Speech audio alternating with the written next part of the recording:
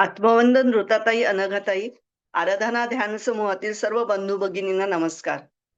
श्री समर्थांच्या वाङ्मयातील मोती या सदरात मोती वेचायला आज आपल्या भेटीस आल्या आहेत आपल्या आवडत्या प्रवचनकर्त्या प्रज्ञाताई. ताई, तुमचे आराधना ध्यान समूहात मनापासून स्वागत.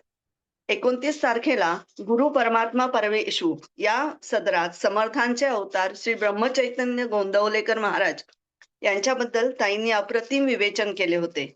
आज ताई करुणाष्टके या विषयावर संवाद साधणार आहेत. ताई, तुमचे आराधना समूहात स्वागत आहे. तुम्ही तुमचा संवाद सुरू करावा. नमस्कार, धन्यवाद. श्रीराम. आराधना ध्यान समूहाच्या सर्वा अनघाताई, ऋताताई आणि इथे उपस्थित सर्व भाविक सर्वांच्या हृदयस्थ आत्मारामास सादर वंदन करते आणि आजची प्रवचन सेवा सुरू करते. खरं तर तुम्हाला सगळ्यांना श्रवणाची बैठक आहे. इतकं छान श्रवण आहे सगळ्यांचं, ते तुमच्या प्रतिक्रिया प्रतिसाद त्याच्यावरनं कळतं. आणि इतकं छान काय काय ऐकत असता तुम्ही सगळं, म्हणजे सगळंच परमार्थ तुमच्या हाडीमासे मुरलाय असं म्हणेन मी. इतकं श्रवण तुमचं होत असतं, श्रवण भक्ती तुमची अगदी पक्की झालेली. आणि खरंच ऋताताईंनी नाव पण खूप छान दिलंय या सदराला, समर्थ वाङ्मयातले मोती. तर सर्वप्रथम मी आभार मानते की मला या सदराचा भाग आपण केलं त्याबद्दल, मला बोलायची संधी दिली त्याबद्दल. आणि दुसरं असं की शुभेच्छा व्यक्त करते आपल्या पुढील कार्यासाठी. समर्थांच्या करुणाष्टकाचा आज आपण अगदी थोडक्यात आढावा घेणार आहोत, कारण करुणाष्टक इतक्या कमी वेळात होणं तसं शक्यच नाही. मला असं वाटतं फक्त स्पर्श होईल सगळ्या करुणाष्टकांना. पण जसा जमेल तसा प्रयत्न मी करते. आणि बोलविते धनी सद्गुरू आहेत. अर्थातच मंगलाचरणाने सुरुवात करूया. ब्रह्मानंदम परमसुखदम केवलं ज्ञानमूर्तिं द्वन्द्वातीतं गगनसदृशं तत्त्वमस्यादिलक्ष्यम् एकं नित्यं विमलमचलं सर्वधी साक्षिभूतं भावातीतं त्रिगुणरहितं सद्गुरुन्तं नमामि. शुकासारिखे पूर्णवैराग्य जाचे वसिष्ठा परी ज्ञानयोगेश्वराचे कवी वाल्मिका सारिखा मान्य ऐसा नमस्कार माझा सद्गुरु रामदासा. जय जय रघुवीर समर्थ. श्रोता वक्ता श्रीराम समर्थ.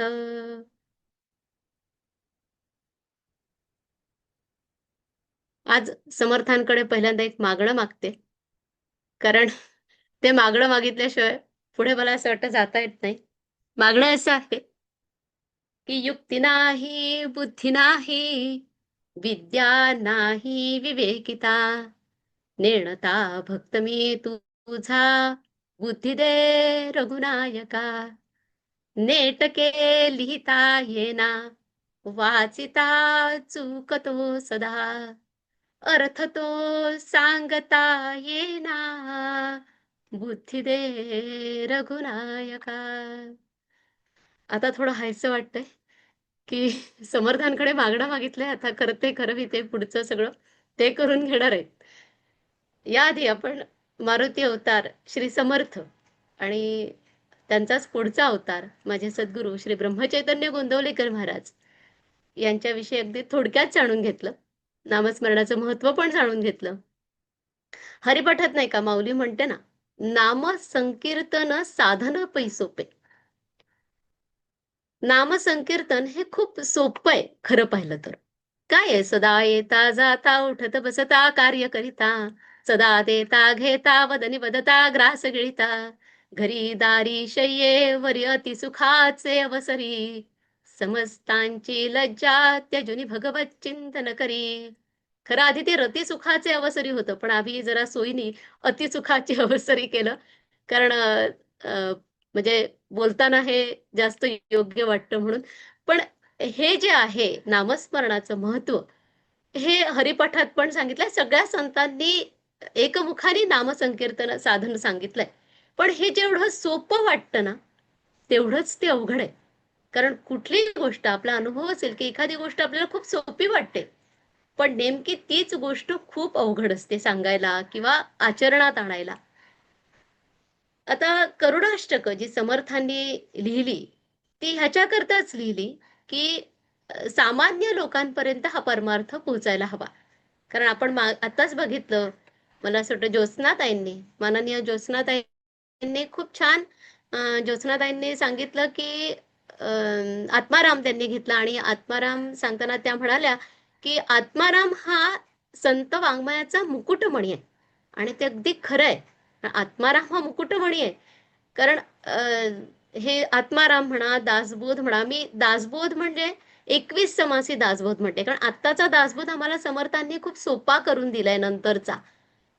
कारण पुढची परिस्थिती त्यांना माहिती होती. त्यामुळे त्यांनी तो सोपा केला नंतर आणि बाबा बेलसरांनी तर त्याच्यावर आणखीन छान त्याचं विवेचन करून आम्हाला तो कसा समजेल, हे खूप छान सोप्या शब्दात आम्हाला सांगितलं.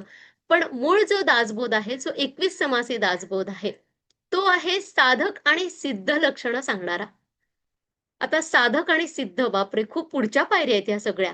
म्हणजे त्या 21 समासी दासबोधामध्ये असं म्हटलेलं आहे, की मन मीपणे निर्बुजले, स्वामीच्या पदी मिसळले, ऐक्य रूपे स्वयेची झाले पद आपण. बघा, मन मीपण निर्बुजले. आपलं मन जे आहे ना, ते मीपणाने पूर्ण निर्बुजलंय, बुजलेलं आहे. अरे मी केलं असं कसं म्हणू मी? म्हणजे समर्थ झाले, ब्रह्मचैतन्य गोंदवलेकर महाराज झाले. हे नेहमी राम करता, मी केलं असं त्यांच्या मनात आचरणात किंवा बोलण्यात कधीच यायचं नाही. तर हा जो राम करता आहे, हे जे निर्बुजले शब्द वापरले, समर्थ खूप सुंदर शब्द वापरतात. आणि स्वामींच्या पदी मिसळले म्हणजे एकरूप झाले. स्वामी आणि शिष्य हा एकरूप झालेला आहे आणि ऐक्यरूपे स्वयेचे झाले म्हणजे तो इतका एकरूप झालाय, की तो म्हणजेच समर्थ म्हणजे समर्थ शिष्य, कल्याण म्हणजेच समर्थ आणि समर्थ म्हणजेच कल्याण. म्हणजे आता मारुतीराया म्हणजेच राम आणि राम म्हणजेच मारुतीराया. हे जे एकरूपत्व आहे ना, हे आणि पद आपण म्हणजे ते आत्मरूप झालेले आहेत आणि ते आत्मपद स्वतःच झालेले आहेत. एकरूपत्व झालेलं आहे. म्हणजे महाराज म्हणतात ना, की एकांत म्हणजे काय? त्या एकाचाही अंत होणं, तो एकांत. तसं एकत्व म्हणजे अद्वैत सिद्धांत काय आहे किंवा अद्वैत वेदांत काय आहे? तर तो मीच, आत्मा म्हणजे मीच. मी वेगळा नाही आत्म्यापेक्षा. आता आपण माझा हात, माझा पाय म्हणतो म्हणजे मी वेगळा असतो त्या आत्म्यापासून. म्हणजे खरं पाहिलं तर इथे म्हणून आपण माझा हात, माझा पाय म्हणतो. पण मीच तो. ते हे जे एकरूपत्व आहे ना, हे दासबोध आणि आत्माराम यांच्यामधून सांगितलंय. त्यामुळे कसं आहे, की हे 2 ग्रंथ जे आहे, हे मी आधीच्या दासबोधाचं म्हणते हां, की हे 2 ग्रंथ आहे, हे समजायला तसे अतिशय म्हणजे थोडे कठीण आहेत. जर आपण त्याच्यामध्ये थोडा अभ्यास केला, तर नक्की प्रत्येकाला समजेल. असं नाही, थोडा अभ्यास केल्यानंतर प्रत्येकाला ते येतं. पण करुणाष्टकं कशी लिहिली? समर्थांनी करुणाष्टकांची रचना का केली? असं म्हणतात, की त्यांनी ती रचना साधक अवस्थेत केली आहे. पण समर्थांना साधक अवस्थेत त्यांनी ही केली रचना असं म्हणणं आहे ते मान्य आहे. केली तेव्हा त्या ह्याच्यामध्ये. पण नेमकी कोणासाठी केली? स्वतःसाठी स्वतःची स्थिती सांगितली त्यामध्ये की समाजाची स्थिती सांगितली? म्हणजे आपण म्हणतो ना, की करुणाष्टकामध्ये त्यांनी नेमकं काय सांगितलंय, की बद्ध, मुमुक्षू आणि साधक हा प्रवास सांगितलाय. हे खरं तर हा पाहिलं तर मी तर म्हणेल, की हा हिंदोळा आहे. हिंदोळ्यावर झुलण्यासारखा आहे. कधी बद्धापासून मुमुक्षूपर्यंत जातो, मुमुक्षातून साधक होतो आणि साधकापासून परत बद्ध कधी होतो आपल्यालाच कळत नाही. इतकं ते हिंदोळ्यासारखं आपण झुलत असतो त्याच्यावर सारखं सतत. म्हणजे हा जो आहे ना, म्हणजे हे जे टप्पे आहेत बद्ध, मुमुक्षू आणि साधक हे जास्त करून त्यांनी करुणाष्टकामध्ये मांडलेले आहेत. तर करुणाष्टकांचं हे एक वैशिष्ट्य आहे आणि त्यामुळे म्हणजे कसं आता बद्ध, मुमुक्षू आणि साधक खरं तर आपल्याला या सगळ्या संकल्पना माहिती आहेत. तरी पण एक सांगायची प्रथा म्हणून मी सांगते की बद्ध म्हणजे काय. तर एक खूप छान सुभाषित आहे, मला सहज सुभाषित आठवतात इतकी वर्ष संस्कृत शिकवल्यामुळे. ऍक्च्युअली सहज येतात ती. तर एक छान सुभाषित आहे, अशनं मे वसनं मे जायामे बंधुवर्गो मे इति मे मे कुर्वाणं कालरुक्को हन्ति पुरुषाज. अशनं मे, माझं अन्न, माझं वस्त्र, माझी बायको, असं मे मे मे, असं मे. आता संस्कृतमध्ये मम मे आवय म्हणून अस्माकं दहा असा शब्द आहे. तर मम मे, मम म्हणजे माझं आणि मे म्हणजे पण माझं. आणि इथे मे मे कुर्वाणं कालरुक्को हन्ति पुरुषा अज, असं जे म्हटलंय की कालरुक्को हन्ति पुरुषा अज. अज म्हणजे बोकड. बोकड काय करतो? मे मे करत असतो नेहमी. तर हा मनुष्यरूपी बोकडाला काळरूपी लांडगा ठार मारतो असं म्हटलेलं आहे. म्हणून अशनम्य वसनम्य हा जो श्लोक आहे हा बद्ध अवस्थेचं दर्शन दाखवणारा आहे. बद्ध अवस्था कशी असते? हे माझं, ते माझं, मी माझं, माझं कुटुंब, बस एवढ्या पुरतीच आपण काय ते सीमित असतो. ही आहे बद्ध अवस्था. आणि बद्ध अवस्थेतून आपण नंतर जातो मुमुक्षूकडे. मुमुक्षू होतो कसं? तर आपल्याला त्यांचा कंटाळा येतो कधी कधी त्या संसाराचा, काही वर्ष झाल्यानंतर. अरे काय तेच तेच, काय लोकांचं सगळं हे सहन करायचं आणि हे सगळं. मग असं वाटतं की शांती कुठे मिळेल. मग शांती मिळवण्यासाठी आपण जो मार्ग अवलंबतो तो म्हणजे मुमुक्षु, मोक्षस्य इच्छा इथे मुमुक्षा. म्हणजे संसाराचा थोडा कंटाळा येऊन जर आपल्याला परमार्थाची ओढ लागते, काहीतरी हे करावं असं वाटू लागतं, नामस्मरण वगैरे जे काही आहे, सांगितली आहे साधनं ती, तर ती सगळी करावी असं वाटू लागतं, हा मुमुक्षू. आणि मुमुक्षूचा साधक होणं ही काही थोडी खूप वरची पायरी आहे, कारण ती इतकी सहज साधणारी पायरी नाहीये. साधक म्हणजे काय? की ज्याला साधलंय, साधक, साध, साधलेला आहे तो साधक. आपल्याला साधणंच खरं तर फार कठीण जातं. कुठलीही गोष्ट साधायला सोपी नसते इतकी. पण ते साधलं की मग तो साधक या अवस्थेत पोहोचतो. मग समर्थांनी ही जी काही करुणाष्टकं सांगितली त्याच्यामध्ये इतके परफेक्ट शब्द वापरलेले आहेत. इतके योग्य, म्हणजे आता समर्थच ते. ते का शब्द निवडून बोलावा, समर्थच सांगतायत. आपल्याला ते जमेल न जमेल. पण त्यांना ते खूप छान जमतं की ते निवडून निवडून शब्द वापरतात ते समर्थ. तर हे जे शब्दरत्न आहेत समर्थांची सगळी, या शब्दरत्नांमधून काही रत्न आपल्या पुढे आज आपण बघूया. अगदी खोल समुद्राच्या तळाशी जाऊन कधी कधी ती रत्न वेचायला लागतात, पण इथे तसं काही नाहीये. आपल्याकडे पुस्तकात सगळं काही असतं, त्यामुळे ती रत्न सहज उपलब्ध होतात आपल्याला. तर साधक अवस्थेमध्ये त्यांनी असताना ही जी करुणाष्टकं लिहिली, ती म्हणजे मी का म्हणते की त्यांनी ती स्वतःची अवस्था नाही लिहिली आहे, आपल्यासाठी लिहिली आहे. कारण ते फिरत होते सगळे जण, देशाटन केलं त्यांनी. आणि त्याच्यामध्ये त्यांना ती लोक जे आहे आजूबाजूचे प्रापंचिक लोक मुख्य करून, त्यांचा ते कशा परिस्थितीत आहेत हे त्यांना कळलं. आणि मग त्याच्यामुळे मग त्यांनी ती करुणाष्टकं त्या पद्धतीने लिहिली. आता बघा, एक सुरुवातच करते करुणाष्टकाची याची. सदा सर्वदा राम सांडून कामी, समर्था तुझे दास आम्ही निकामी. बहुस्वार्थ बुद्धी नरे कष्ट बिलो, तुझा दास मी व्यर्थ जन्मासी आलो. आता समर्थांना हे म्हणायची गरज आहे का? खरंच सांगावं, समर्थांची अवस्था अशी होती की सदा सर्वदा राम सांडून कामी. आम्ही रामाला सोडलंय आणि कामी झालेलो आहे, कामवासनेत अडकलेलो आहे, अशी समर्थांची स्थिती होती का खरं? सांडो निकामी, समर्था तुझे दास आम्ही निकामी. आम्ही अगदीच निकामी आहोत, आम्ही पूर्ण प्रपंचातच बुडलेले आहोत, अशी समर्थांची अवस्था होती का? माऊली काय म्हणते? समर्थांसारखी जी अवस्था असते त्यांच्यासाठी, की तैसे दशेची वाट न पाहता, वयसीच्या गावा न जाता, बालपणी सर्वज्ञता जोडे रिघे तयाते. बालपणी सर्वज्ञता रिघे तयाते असं म्हटलं की बालपणी सर्वज्ञता असते तैशी दशेची वाट न पाहता. त्यांना काही करावं लागत नाही अशा म्हणजे साक्षात शंकराचा अवतार असलेल्या, मारुतीचा अवतार असलेल्या समर्थांना खरं पाहिलं तर कुठल्याच साधनेची गरज नव्हती. पण तरीही एक साधना करावी लागते, कारण त्याच्यामुळेच लोकांना ते कळतं की काय असते साधना. असं म्हणून चालत नाही की मला सगळं काही येतं तर मला काही गरज नाहीये. आणि त्या साधनेत त्यांना जो आनंद मिळतो, आपल्याला थोडं दुःख होत असेल कधी, पण त्यांना तो आनंद मिळत असतो साधनेमध्ये. तर अशी साधना त्यांनी केली आणि त्यांना त्यामुळे त्यांची ही अवस्था नव्हतीच समर्थांची. तर मग समर्थांनी करुणाष्टक लिहिली ती मी मगाशी सांगितलं त्याप्रमाणे की आपल्या सारख्या प्रापंचिक लोकांसाठी. आता मला ही समर्थांची करुणाष्टक माझ्या आयुष्यात कशी आली त्याचा एक छोटासा किस्सा सांगते की एकदा काय झालं म्हणजे मला असं वाटतं 1990ची गोष्ट असावी. मी कॉलेजमध्ये होते. तर तेव्हा माझे आई वडील एकदा बाहेर गेले होते आणि खूप रात्र झाली होती. रात्रीचे 11 वाजले होते आणि तेव्हा 11 म्हणजे खूप वाटायचे आम्हाला. तर आणि आई-वडील आले नव्हते, ते कीर्तनाला गेले होते आणि त्या दिवशी त्यांना उशीर झाला यायला. आणि त्या दिवशी काय माहिती मला कधीच भीती वाटत नाही. त्याच्या आधी मला आठवत नाही कधी मला भीती वाटली असेल. पण त्या दिवशी मला प्रचंड भीती वाटली. इतकी भीती वाटली की मला अक्षरशः मी एरझाऱ्या नुसती घालत होती की आता काय करू कोणीच घरी नाही हे पण लोक आले कारण एकटं राहायची तशी सवय नव्हती तेव्हा. तर म्हणून मी एरझारा घालत होती आणि मला भक्ती मार्ग प्रदीप आणि पूजा मार्ग प्रदीप जे आम्हाला लहानपणी बक्षिसं म्हणून पाठांतर स्पर्धेसाठी मिळायचे पुस्तकं असे. तर त्यातलं भक्ती मार्ग प्रदीप माझ्या समोर होता आणि मी ते उघडलं आणि म्हटलं उपासनेत रामरक्षा वाचून झालीये म्हणून झालीये आपली भीमरूपी स्तोत्र झाले मग आता काय करावं म्हणून मी ते असं साळत होती आणि मला करुणाष्टक दिसली.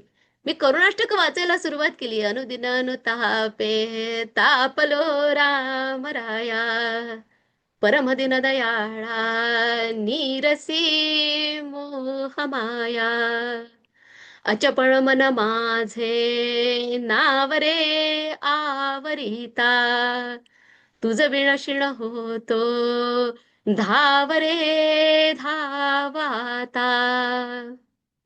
आणि खरं सांगते माझं मन इतकं शांत झालं मी सगळी करुणाष्टकं वाचली त्या दिवशी अशीच मोठ्याने मस्त पैकी एकटीच मस्त करुणाष्टकं वाचली सगळी आणि म्हटली आणि मला खूप छान वाटलं त्या दिवशी. खरं तर ह्या करुणाष्टकांचा संबंध त्याच्याही आधी आला होता. लहानपणी आम्ही राष्ट्रसेवा समितीचं काम करायला काही मैत्रिणी जायचो म्हणजे ज्यांचं साधारण असं पाठांतर वगैरे असायचं त्यांना आमची भारती धर्माधिकारी म्हणून होत्या. ती घेऊन जायची आम्हाला. माझ्यापेक्षा थोडीच मोठी होती. ती घेऊन जायची आम्हाला आणि आम्ही मग बाकीच्या मुलांना हे सगळं हरिपाठ वगैरे हे सगळं सांगण्याचं काम सुट्ट्यांमध्ये करायचो. तर ती सगळी वाचली होती तेव्हा आणि ती वाचून अक्षरशः त्यांना सांगून पाठ पण झालेली होती. पण मग आजच का इतकं मला प्रसन्न वाटलं याच्या आधी का नाही वाटलं आधी तर मी वाचलेली होती. तर त्याचं कारण असं की त्या दिवशीची माझी मनाची स्थिती जेव्हा तुम्हाला आतून तळमळ लागते जेव्हा तुम्हाला आतून त्याच्याविषयी आठव होतो त्याचा तेव्हा तुमची जी तळमळ असते त्या तळमळीला महत्व आहे आणि त्या तळमळीतून ही करुणाष्टकं मी म्हटल्या गेली ती आणि त्याच्यामुळे मला जी प्रसन्नता अनुभवायला आली आणि खरं सांगते मी आज तागायत त्याच्यानंतर मला भीतीने स्पर्शच केला नाही. मग समोर साप असो काही असो काही येऊ कुठेही जाऊ मी मला भीती वाटत नाही. कितीही मोठं संकट असेल समोर तरी. तर हे भीती न वाटण्याचं कारण आहे ही करुणाष्टकं. तर ही करुणाष्टकं आपली भीती घालवतात. आणि भावनेने म्हटली नाही ना देव भावाचा भुकेला है ना. असं म्हणतात ना की ते छान गाणं आहे ना की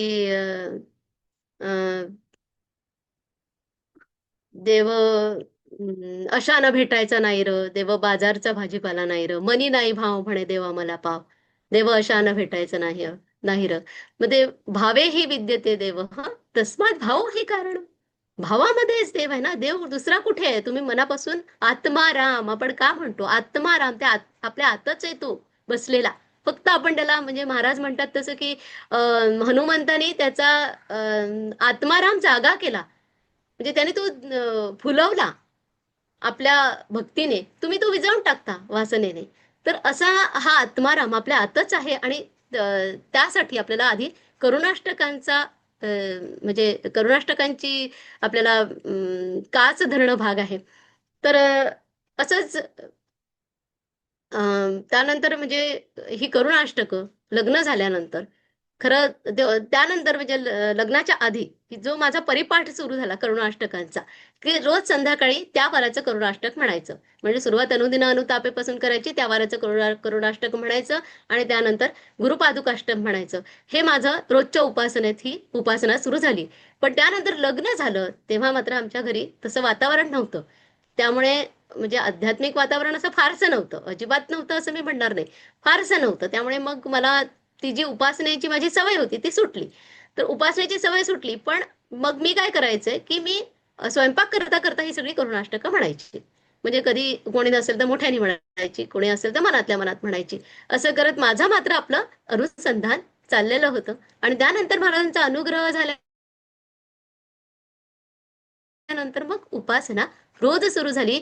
आणि आत्मस्तुती म्हणून सांगत नाही, समर्थांचंच वचन म्हणून सांगते, की आधी केले मग सांगितले असं.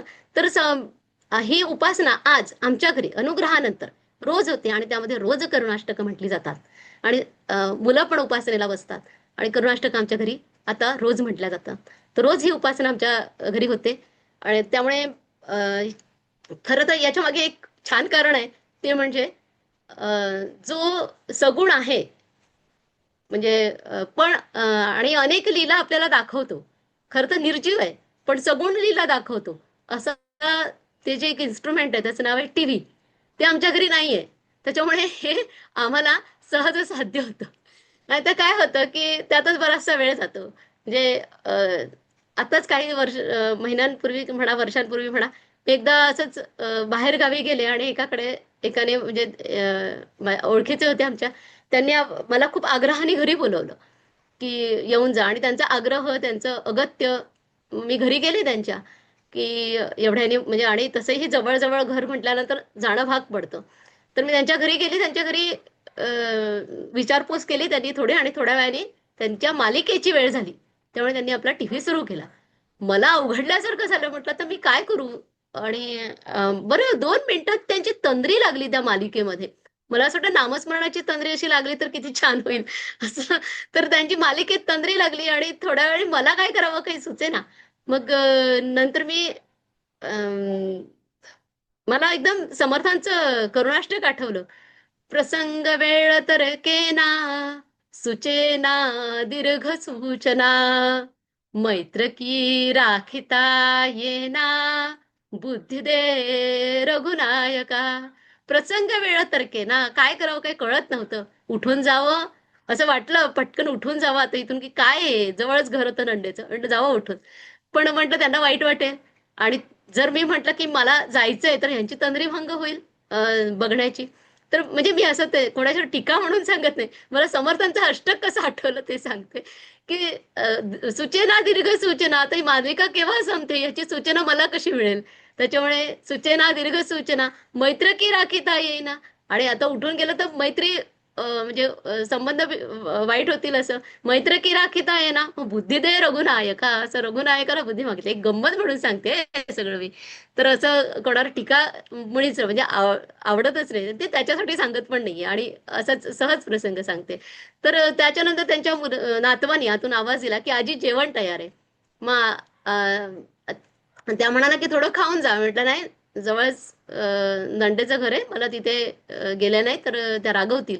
म्हणून मी माझी सुटका त्या दिवशी झाली. म्हटलं आजीला नाही, पण नातवाला बुद्धी झाली. आणि त्यांनी आजीला बोलवलं. त्यामुळे माझी सुटका झाली. हां, जोक अपार्ट हे सगळं थोडंसं हसायला पण पाहिजे ना हो. काय किती म्हणजे झोप यायला लागेल नाही का सतत ते ऐकून. म्हणून थोडासा विषयांतर केलं. पण खरं तर समर्थांची ही सगळी मला असं वृत्ताने ना खूप मस्त शीर्षक दिलंय. समर्थ वाङ्मयातले मोती. तर हे खरोखर एक एक मोती आहे. मोत्याचं असं वैशिष्ट्य आहे. एक छान श्लोक आहे, परत एकदा म्हणजे आठवला म्हणूनच सांगते, की स्वभाव सुंदरम वस्तू न संस्कारम अपेक्षते. स्वभाव सुंदरम वस्तू न संस्कारम अपेक्षते मुक्तारत्नस्य शाणाश्म घर्षणम नोपयुज्यते. स्वभावतः सुंदर आहेत हो ही सगळी समर्थांची वाङ्मय.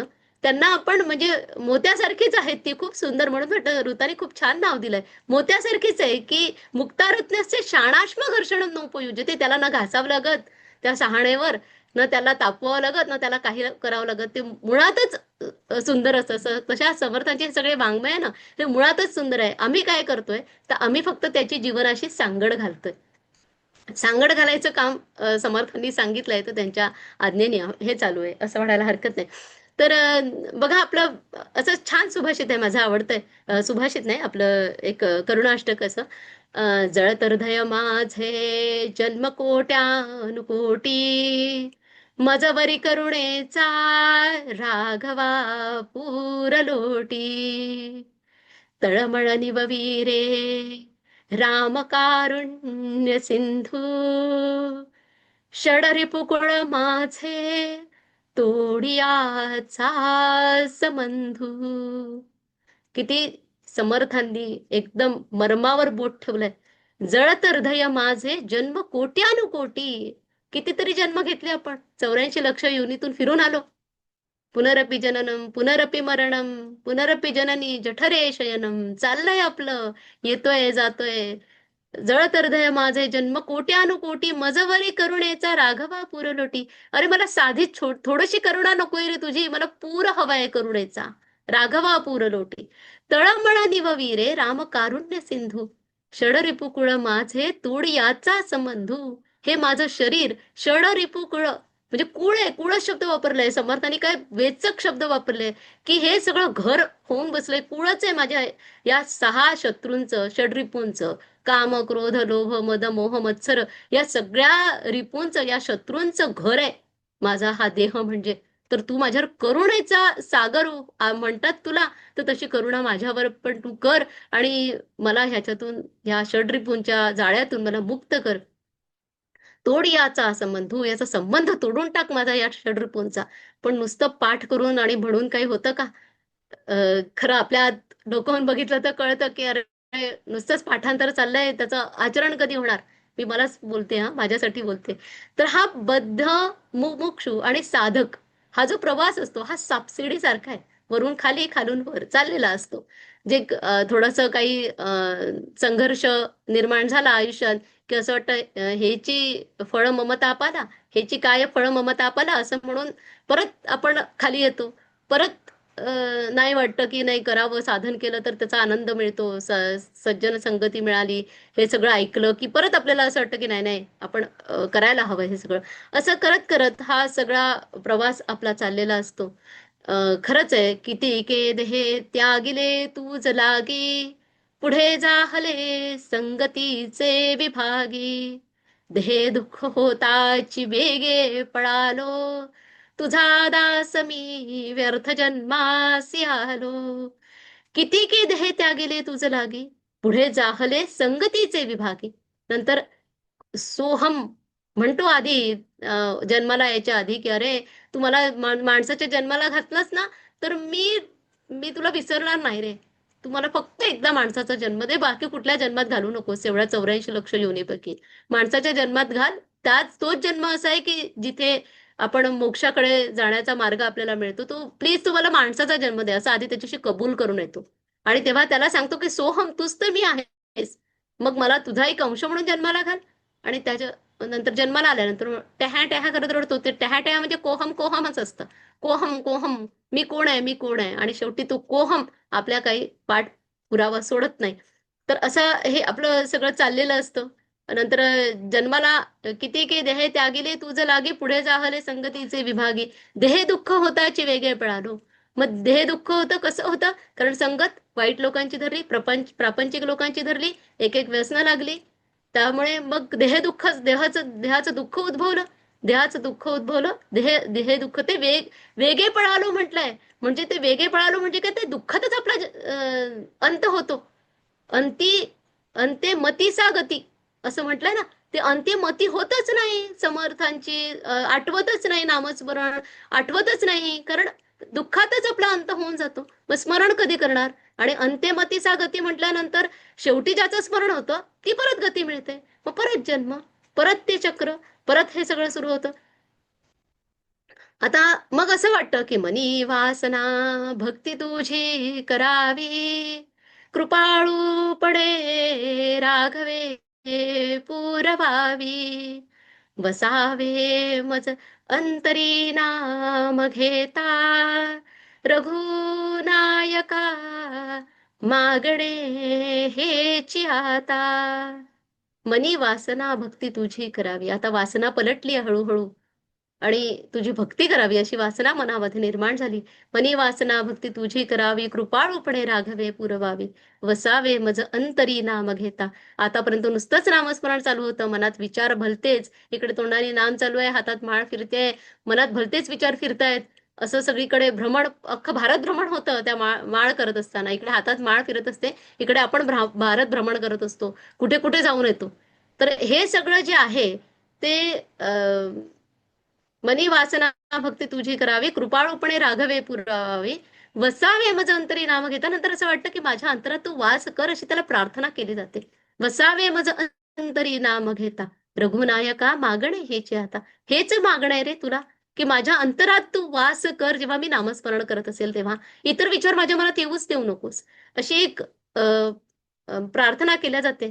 सदा सर्वदा योग तुझा घडावा, तुझे कारणी देह माझा पडावा, उपेक्षू नको गुणवंता अनंता, रघुनायका मागणे हेची आता. सदा सर्वदा योग तुझा घडावा नेहमी म्हणतो आपण उपासनेमध्ये. तुझे कारणी देह माझा पडावा. आणि खरंच तशी वेळ आली तर तुझे कारणी देह पडतो की भलत्याच विचारांमध्ये देह पडतो, त्याच्यासाठी नामस्मरण आहे, त्याच्यासाठी अनुसंधान आहे, की ते शेवटपर्यंत टिकायला हवं यासाठी. पण काय होतं की हा मुमुक्षु ते साधक असा प्रवास चाललाय आता. थोडा मुमुक्षु झाला तो, आता साधकाकडे त्याचा प्रवास चाललेला आहे. पण बरेचदा असं होताना दिसतं की त्या साधनेचाच आपल्याला अहंकार होतो. अरे बघा कोण करतंय का, बाकी सगळे बघा कुठे कुठे जातात आहे, कुठल्या किट्टी पार्ट्या चालल्यात, हे चाललंय ते चाललंय. आपण बघा, आपण उपासना करतोय, आपण नामस्मरण करतोय, आपण त्यांच्यापेक्षा काहीतरी वेगळं आहोत. ह्यांचं सगळ्यांचं कुठे चाललंय हे जग. प्रत्येक वेळेस आपण आपले नावं ठेवायला मोकळे लोकांना. तर असं करत करत आपण काय करतो, तर आपण हे नावं ठेवल्यामुळे आपण साधनेत मागे येतो. आपल्याला खरंच होतं असं, कितीही नाही म्हटलं तरी आपल्या कडून ही गोष्ट होतेच. कोणाला खरं नावं ठेवू नये, कोणाला काही म्हटलं, नावं ठेवले, काही बोललं तरी पण आपण साधनेत मागे येतो. जितकं नामस्मरण झालं असतं ते परत मागे यायला होतं त्या साधनेमध्ये. तर हे सगळं होतं. तर हा मुमुक्षू ते साधक असा साधनाचा अहंकार इथे व्हायला नको. जर साधनाचा अहंकार झाला तर थोडं आत्मपरीक्षण करावं आणि म्हणावं, उदासीन हे वृत्ती जीवी धरावी, अति आदरे सर्व सेवा करावी, सदा प्रीती लागो तुझे गुण गाता, रघुनायका मागणे हेची आता. तुझे रूपडे लोचनी म्या पहावे, तुझे गुण गाता मनासी रहावे, उठो आवडी भक्तिपंथेची जाता, रघुनायका मागणे हेची आता. ब्रिदा कारणे दीन हाती धरावे, अहम भाव छेदूनिया उद्धरावे, अगुणी तया लागी गुणी करावे, समर्थे भवसागरी उतरावे. असं सगळं म्हणतो.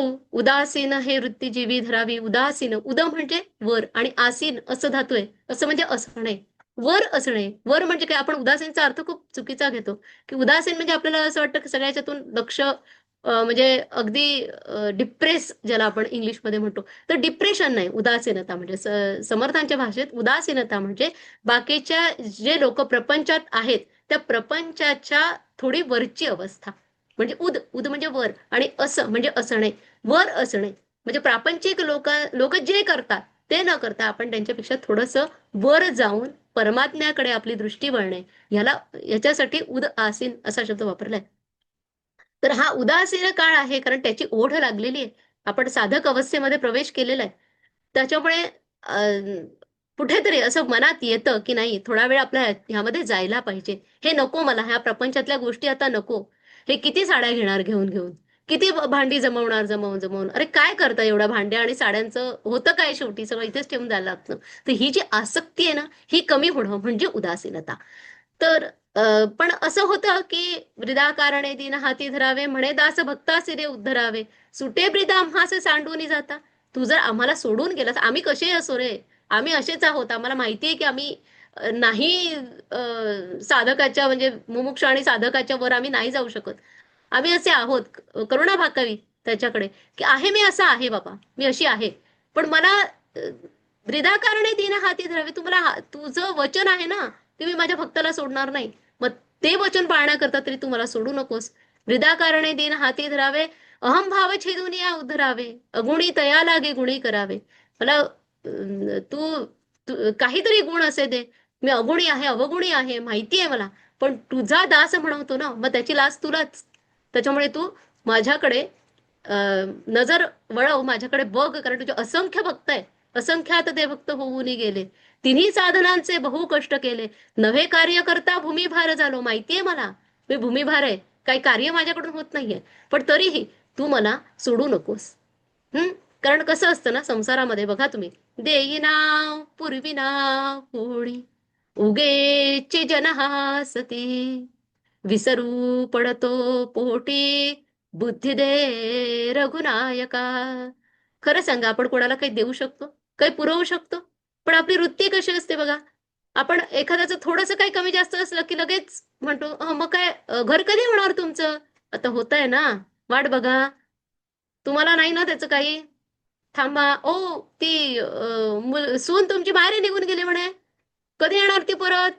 अहो, तुम्हाला काही त्याचं आहे का?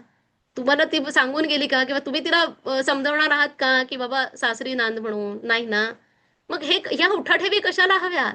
देईना पूर्वीना कोणी उगेची जनहासती, आणि विसरू पडतो पोटी. बघा, लोक आपल्याला असं बोलतात, म्हणजे आता मग कधी घेणार तुम्ही स्वतःचं घर, असं जे बोलतात. त्यामुळे आपलं काय होतं, तर आपण त्यांच्या बोलण्यामध्ये भगवंताला विसरतो. कसं? कारण तेच आपल्या डोक्यात येतं सारखं सारखं, की ती मला असं बोलली, ती मला तसं बोलली, काय गरज होती तिला. आता लोकांची ही सवयच असते, आपल्याकडे म्हणच आहे, काय आपलं ठेवावं झाकून आणि दुसऱ्यांचं बघावं वाकून. ही लोकांची वृत्तीच आहे. ही वृत्ती आपण बदलवू शकत नाही. आपण आपली वृत्ती बदलावी, त्यांच्याकडे बघण्याचा दृष्टिकोन बदलवावा. की ही हे करुणाष्टक आपल्याला शिकवतात की आपली वृत्तीच बदलते, त्याच्यामुळे त्यांच्या बोलण्याचं आपल्याला काहीच वाटेन असं होतं. तर देईना पूर्वीना कोणी उगेची जन हासती, विसरू पडतो पोटी. पण हा विसर पडू देऊ नकोस. विसरू पडतो पोटी. कशाचा विसर पडतोय आपल्या पोटी? आपल्याला कशाचा विसर पडतोय? तर रघुनायकाचा विसर पडतोय.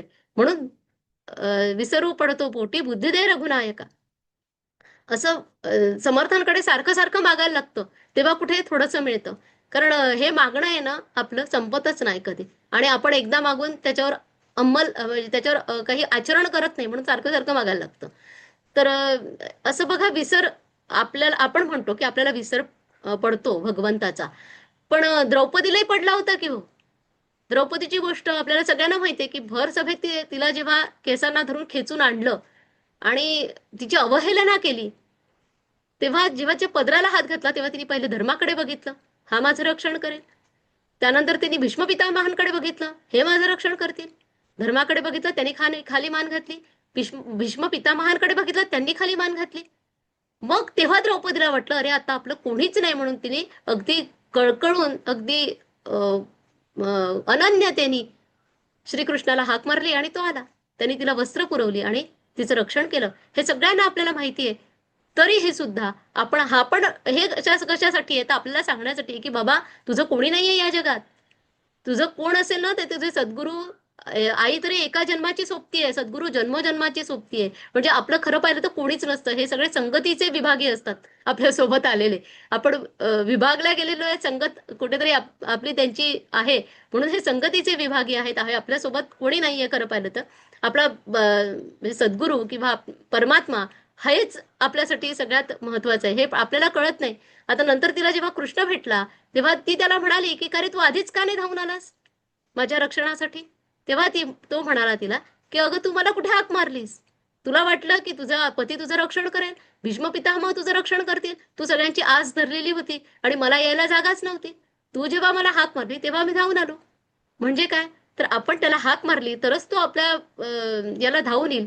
तर त्याच्यामुळे हे जे सगळे आपले आजूबाजूचे लोक आहेत त्यांच्यापेक्षा सगळ्यात जवळचे आपल्याला कोण असतील तर आपले सद्गुरू किंवा परमात्मा आहे, जो आपल्याला सांभाळून घेतो. म्हणून नामस्मरण आणि अनुसंधान हे सतत टिकलं पाहिजे.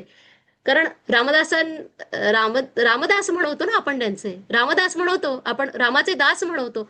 रामदास म्हणजे रामाचे दास, म्हणजे स्वतः समर्थ म्हणे रामदास म्हणजे रामाचे दासच समजायचे स्वतःला. मग आपण तर खूप खालच्या पातळीचे दास आहोत खरं पाहिलं तर, पण तरी आपण स्वतःला रामदास म्हणवतो. रामदास म्हणे माझा संसार तुझ लागला, संशयो वाटतो पोटी, बुद्धी दे रघुनायका. आपण रामदास म्हणवतो आणि त्याला म्हणतो की रामदास म्हणे माझा संसार तुझा लागला. माझा संसार आहे ना हा तुझा आहे, तूच माझा संसार चालवतोयस, तूच माझ्या संसाराचा रथ हाकतोयस, असं सगळं आपण म्हणतो. पण मनात संशय असतो. पाकिट गेलं की लगेच वाटतं अरे बापरे कसं काय, अम, असं कसं झालं, माझे एवढे पैसे गेले, आता मी काय करू. तेव्हा आठवत नाही की अ, थोडी आसक्ती कमी झाली, गेलं तर आपलं कोणाचं तरी देणं होतं म्हणून गेलं, नाही नाही आठवत. नंतर आठवतं की महाराज जे झालं ते तुमच्या इच्छेने झालं, असू देत, गेलं तर गेलं, काही पण गेलं तरी. तर हे आधी वाटायला पाहिजे की महाराज जे झालं ते तुमच्या इच्छेने झालं, माझं हे नव्हतंच. असं म्हटलं तर तसं होतं का बघा बरं आपलं. तसं कधीच होत नाही आपलं. रामदास म्हणे माझा संसार तुझा लागला, संशय वाटतो पोटी. आपल्या मनात कायमच संशय असतो आणि संशय आत्मा विनश्यती असं म्हटलंय. त्यामुळे संशय जर आला तर नाश झाला. आपण काळजी करतच असतो, आज ह्याची काळजी त्याची काळजी, मुलाचं लग्न होत नाही म्हणून काळजी, मुलीचं लग्न होत नाही म्हणून काळजी, त्यांच्या शिक्षणाची काळजी. अरे सगळ्या काळजीचा ठेका आपणच उचललाय असं वाटतं आपल्याला, आणि सगळ्यांची काळजी करतो आजूबाजूच्यांची. काळजी जी काळाला खाते ती काळजी असं म्हणतात, म्हणजे महाराजच म्हणतात. तर ही काळजी करून आपल्याला काय मिळतं. आपलं कर्तव्य करावं, त्याच्यावर सोडून द्यावं.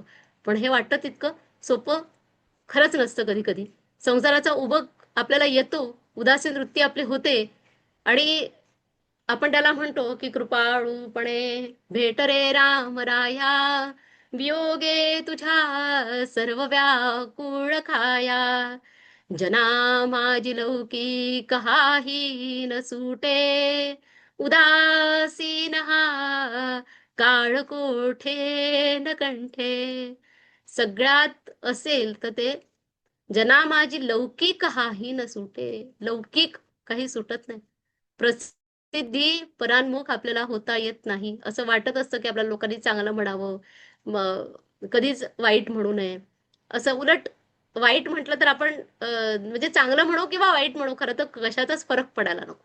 चांगलं म्हटलं तरी फरक पडायला नको, कोणी वाईट म्हटलं तरी फरक पडायला नको. पण ही एक म्हणजे ही एक अवस्था आहे साधनेतली. जेव्हा तुम्ही या अवस्थेपर्यंत पोहोचता की लोकांनी आपल्याला वाईट म्हटलं तरी वा वा किती छान झालं, चांगलं म्हटलं तरी वा वा ठीक आहे, म्हणजे हरकत नाही असं. ह्या दोन्ही याच्यात जेव्हा समसमान वृत्ती होते तेव्हाच खरं तर आपल्याला थोडीशी साधनेत आपण थोडं मुरतो आहोत असं आपल्याला समजायला हरकत नाही. मग आपल्यालाच आपली खंत वाटायला लागते की आपण म्हणजे आपल्याला खूप जे एखाद्याने चांगलं म्हटलं की आनंद झाला, आणि वाईट म्हटलं की दुःख झालं. पण सुरुवातीला असं वाटतं थोडा आनंद दुःख दोन्ही होतं जेव्हा ज्या प्रसंगात असतं त्या. पण नंतर आपलं मन आपल्याला सांगतं की अरे आपल्याला आनंद व्हायला नकोय, आपल्याला दुःखही व्हायला नको, हे दोन्ही समसमान आहे. तर सुख दुःख समे कृत्वा लाभा लाभो जया जयो, असं ही वृत्ती व्हायला ही थोडासा वेळ लागतो. या साधनेत मुरायला लागतं, साधन रोज करायला लागतं, नित्यनेमाने करायला लागतं. ही साधन अवस्था पक्की झाली, नाम ध्यान अनुसंधान टिकायला लागलं की मग आपली वृत्ती अशी होऊ शकते, जना म्हणजे असं वाटायला लागतं की तुझ्या वियोगे जीवित वाले, शरीर पांगे बहुदुःख झाले, अज्ञान दारिद्र्य माझे सरेना, तुझ वीण रामा मज कंठ वेना. हे जे आपल्याला अज्ञान दारिद्र्य, इतका छान शब्द वापरलाय समर्थांनी की अज्ञान दारिद्र्य माझे सरेना. अज्ञानाला दारिद्र्य म्हटलंय त्यांनी. हे अज्ञान दारिद्र्य माझे सरतच नाहीये. तुझी या वियोगी जीवित्व आले, शरीर पांगे बहुत दुःख झाले. शरीर पांगे, किती सुंदर शब्द वापरलाय बघा. शरीर पांगे म्हणजे आईपासून शरीर तुटतं, आपलं वेगळं होतं. म्हणून शरीर पांगे बहुदुःख झाले. म्हणजे त्याच्यात तर दुःख होतच, पण बाहेर आल्यानंतर आणखीन दुःख झालं. म्हणजे समर्थांनी मनाच्या श्लोकात म्हटलंय ना, की निरोधे पचे कोंडिले गर्भवासी, अधोमुख रे दुःख त्या बाळकासी. किती दुःख आहे. एक तर अंडासेल आहे ते गर्भवासना, गर्भ यातना म्हणजे. आणि त्यातूनही बाहेर आल्यानंतरही दुःखच आहे. निरोधे पचे कोंडिले गर्भवासी. किती भयानक, विदारक खरं तर वर्णन समर्थांनी इथे केलेलं आहे. की त्यामुळे मग आपल्याला असं वाटतं की तुझं विण रामा मज कंठवे नाही. जर आपली स्थिती आली तर समजायचं की आपली साधक अवस्था पक्की झाली. आणि मग आपलं कुठेच जाऊ नये अशा वेळेस. असं वाटतं कोणाशी बोलू नये. आपलं ध्यान, नाम, आपलं अनुसंधान यातच आपण रत असावं असं सारखं वाटायला लागतं अशा वेळेस. कोणाशी उगाच बोलायची इच्छाच होत नाही. प्रापंचिक गोष्टी करू नये कोणी असं वाटतं आपल्यासमोर. तर ह्या सगळ्या गोष्टींचा एक हे झाला. आता बघा परवाच बोरिवलीला, मला वेळेचं भान आहे. एक 15 मिनिटं आहेत आपल्याकडे. एक 2-3 मिनिटातच संपवते. तर परवा मला असं वाटतं कोण आले होते, समीर लिमाये आले होते बोरिवलीला, राम मंदिरामध्ये. तर ते असं सहज म्हणाले म्हणाले तुम्हाला, म्हणजे त्या प्रवचनामध्ये ते म्हणाले की तुम्हाला जर असंच म्हणजे तुम्हाला प्रसन्न झाला देव किंवा तुमचं आराध्य दैवत, आणि तुम्हाला त्यांनी म्हटलं की तुम्हाला युरोप ट्रिप पाहिजे का मोक्ष पाहिजे, तर तुम्ही काय मागाल? युरोप युरोप ट्रिप पाहिजे का मोक्ष पाहिजे? तर सगळे इतके छान मनसोक्त हसले ना. त्या हसण्यावरूनच कळलं की उत्तर म्हणजे मिळालं की काय पाहिजे. खरंच आहे, युरोप ट्रिप का मोक्ष? तर आपण काय मागू? तर खरंच आहे, ही आपली सध्याची अवस्था आहे. आणि साधक अवस्थेत मुरलेला काय म्हणेल किंवा त्याच्या मनात काय येतं? समर्थ सांगतात, नको वासना विषयी होऊ देऊ, परद्रव्य देखो निया तृण भाऊ, असे दृढ वृत्ती मध्ये त्वा वसावे, समर्था मला पूर्ण वैराग्य द्यावे. अतिशय आवडता श्लोक आहे माझा हा. तर समर्था मला पूर्ण वैराग्य द्यावे या प्रार्थनेसह हे प्रवचन पुष्प समर्थांच्या चरणी अर्पण करते. आणि आपला तात्पुरता निरोप घेते. जय जय रघुवीर समर्थ, श्रीराम समर्थ. आई नमस्कार. तुमच्या ओघवत्या रसाळ वाणीने आम्ही सगळे इतकं मंत्रमुग्ध होतो की काय बोलावं तेच सुचत नाही. तुमची सुरुवातच इतकी म्हणजे भावपूर्ण असते. शुका सारिका म्हटलं की अंगावर शहारे येतात अक्षरशः. आणि प्रत्येक करुणाष्टका ऐकताना अक्षरशः डोळ्यात पाणी, अंगावर शहारे असतात. तुमचे आभार मानण्यापेक्षा तुमच्या ऋणातच राहू इच्छितो. आणि कालच तुमचे व्हिडिओ ऐकले मी हम्म. नामस्मरणाचे. तर नामस्मरणाबद्दल तुम्ही अधिक माहिती आम्हाला द्यावी येऊन इथे नक्कीच. हं, हो. नमस्कार. नामस्मरणावर एक व्हिडिओ नक्की करू आपण, नक्कीच. हं. आणि समर्थांची करुणाष्टकं खरं तर पूर्ण झालेलीच नाहीये. अगदी एक एक कडवं असं घेतल्या गेलंय. बघू आता कसं होईल. समर्थ करून घेतील तेव्हा. हो, नक्की. श्री श्रीराम. हं. आत्मवंदन प्रज्ञाताई, सुताताईंना पण नमस्कार, अनघाताईंना नमस्कार. नमस्कार. खूप खूप सुंदर झालं. खूप करुणाष्टकांवर पहिल्यांदा मी ऐकलं, पण इतकं सुंदर तुम्ही छान तुमच्या ओघवत्या भाषेत खूप सुंदर आम्हाला मार्गदर्शन केलं. खूप आवडलं. आणि या तुम्ही परत असं सगळ्यांना आम्हाला तुमचं अनमोल मार्गदर्शन लाभो, हीच रामरायाच्या चरणी प्रार्थना. खूप सुंदर. आणि तुमचे कोणते व्हिडिओ आहेत ते नाही मला कळलं. कोणते माझं व्हिडिओ आपल्या अध्यात्म युट्यूबला? साधना चॅनल आहे, अध्यात्म साधना. त्यावर ओके. रोज 5:30 वाजता श्री महाराजांची मराठीतून प्रवचन अपलोड होतात आणि 8:30 वाजता अच्छा. हिंदीतून होतात. आणि बरंच काही आहे. गीतेचा मंत्रार्थ आहे, गीतेमधलं मंत्रशास्त्र. मी आणि माझी लेक आम्ही दोघींनी मिळून केलेला आहे असा व्हिडिओ.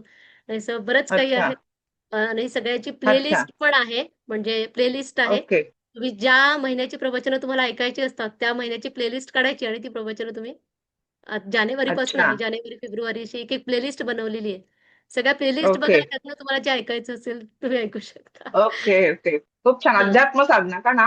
हो, हो. अध्यात्म. प्रज्ञा दर्बे जरी ओके. टाइप केलं ना, तरी 2 हम्म. चॅनल आहेत माझे, अध्यात्म साधना आणि साहित्य संवाद. असे 2 अच्छा. चॅनल्स आहेत. साहित्य संवादवर ओके. सगळ्या कविता वगैरे आहेत. अच्छा. म्हणजे मराठ्यांची संग्राम गीतं, जी की आता हा. फार कमी लोकांना माहिती आहेत. आणि असं सगळ्या आठवणीतल्या कविता, असं आहे सगळं. तर आपल्या बालभारतीतल्या अच्छा. कविता आहेत त्या बऱ्यापैकी लहानपणापासून पाठ असल्यामुळे त्याच्यावर एक कार्यक्रम आहे आठवणींच्या हिंदोळ्यावर. आणि तसं अच्छा. ते त्या पण सगळ्या कविता आहेत. तुम्हाला बालपणीच्या कविता सगळ्या ऐकायला मिळतील. अच्छा. हं, खूप छान कार्य करताय समर्थांचं हं. आणि खूप छान. हा. समर्थ आहे महाराज करून घेतायत आणि आपल्यासारख्या रसिकांची आणि दर्दी लोकांची जे आशीर्वाद हे सगळ्यात महत्वाचं आहे. कारण वक्ता वक्ता नव्हे श्रोता याविणं. आपल्यासारखे दर्दी आणि ऐकणारे मन लावून मिळाले तरच आम्हाला थोडासा हुरूप येतो बोलायला. जय श्रीराम. खूप छान जय वाटलं. तुम्ही श्रीराम. पण खूप छान बोललात. मनापासून आभार जय मानते. श्रीराम. जय जय श्रीराम. श्रीराम. जय श्रीराम. छान आपण जे कर्णाष्टक घेतली ताई म्हणजे अगदी साजेशी उदाहरण आपण दिलीत. खूपच छान वाटलं ऐकायला. कमी का होईना परंतु त्यातनं आम्हाला पुष्कळ हे मिळालं, ज्ञानबोध झाला की कुठे कसं वागावं, काय करावं, काय करू नये. तर या गोष्टींचे आपल्याकडून खूप छान हे मिळाले. असेच आपण पुन्हा पुन्हा या आणि समर्थ आम्हाला कृपा आहे. नाही, समर्थ कृपा आहे. मी नाही कोणी करणारी ऍक्च्युली. नाही नाही समर्थ कृपा. बोलविता धनी जे आपण पहिल्यांदाच म्हटलं ते हं. योग्यच आहे परंतु कोणीतरी माध्यम असावंच लागतं. हां, ते करतात. मग काही असते आपली आधीच्या जन्माची उपासना. त्याच्यानुसार ते आपल्याला माध्यम करतात. असं होतं. प्रज्ञाताई, श्रीराम सहज समर्थ. सोप्या भाषेत तुम्ही इतकं सुंदर विवेचन केलं ना, की सतत संपूच नाही असं वाटत होतं आतापर्यंत. खूप छान. श्रीराम. ओघवती भाषा आणि हसतमुख चेहरा तो सतत डोळ्यासमोरच आहे. तो बाजूला होऊच शकत नाही. खूप छान. श्रीराम, श्रीराम.